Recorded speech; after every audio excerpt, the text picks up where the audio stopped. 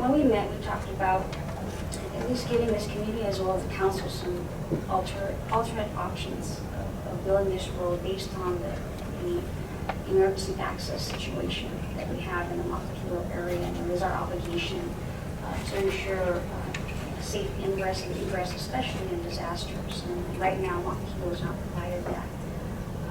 Were you able to look into the possibility of perhaps, just for now, just breaking it down from a 4-lane to a 2-lane road and taking away all the pretty stuff?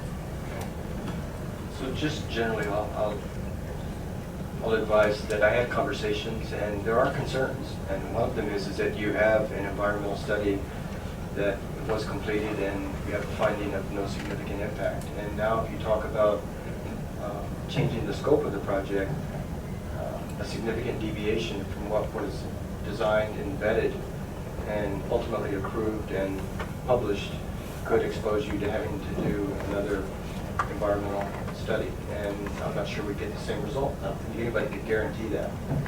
So there are limitations as to our ability to change the project scope based on what we've done to date. And if we want to continue to move forward, I think the preference was to start the design, which is going to take time.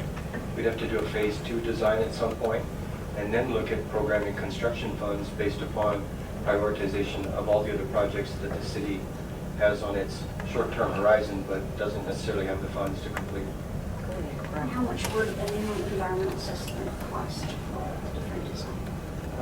Well, assuming we could do an EA versus an EIS, that would be the first question. I mean, an EA was completed. I'm not sure we'd get away with an EA second time around, but I think the range for an EA to an EIS can go anywhere from $1 million to $3 million.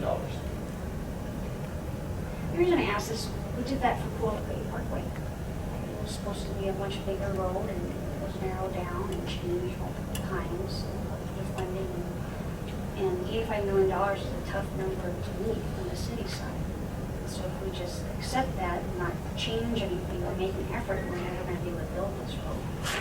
So I think that we should make every effort to look at every other option as possible, especially based on the traffic situation up there and the safety of the residents. I think, I'm willing to have that discussion. The department's willing, if we try to keep an open mind, willing to have that discussion with you and anybody else that has an interest in de-scoping the project. It would mean that we would have to go through that lengthy process that was done with the community in the past. We'd have to go through all that again, so it wouldn't be just an environmental assessment. It would be much more the context-sensitive solution that was used in the past. And we're willing to have that discussion and see whether or not that's the direction that is best for the city and county.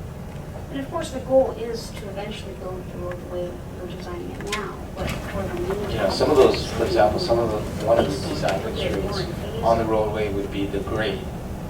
And it's it's a steep grade, and we tried as much as possible to get an alignment that would not exceed an 8% grade because of the difficulty of city vehicle trucks and other service vehicles to make that kind of grade.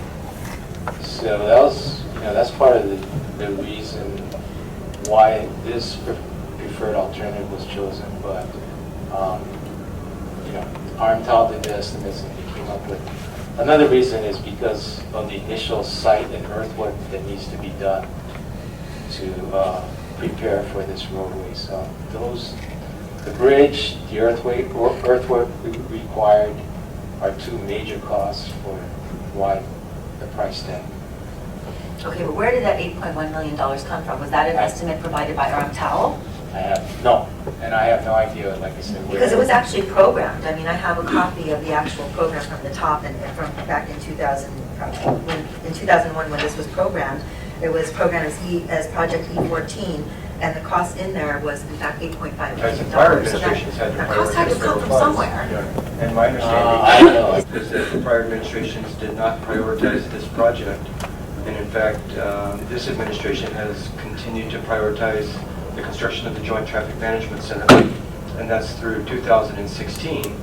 And then at that point, I think there is going to have to be a policy discussion about whether the Salt Lake widening project or Makakilo Drive Extension or another project merit federal funds. But we're obviously under a constrained budget in the TIP, Funds are scarce, so the local match is significant. On a project like this, the local match would easily exceed the federal funds for this project. So it's just a matter of prioritization.